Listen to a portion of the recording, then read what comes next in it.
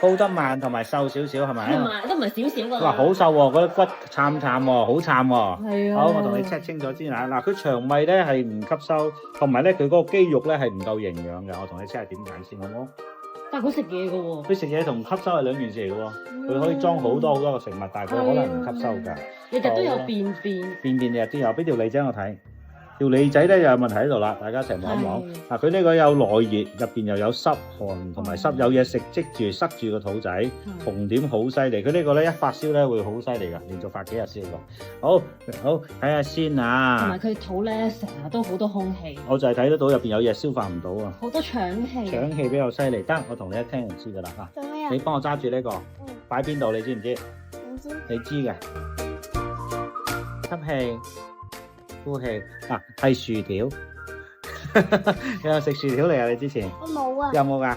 冇啊，呢排冇食係咪啊？冇食。冇，呢排有冇食薯條啊？薯條啊，星期日咯。哦，食薯條嘅小朋友咧，個肚仔好容易脹嚟嘅，因為薯條本身有好多油，而嗰個油分咧困住咗個腸度咧係好難消化。佢嗰啲油落咗添加劑嘅，咁所以咧平時係好食嘅。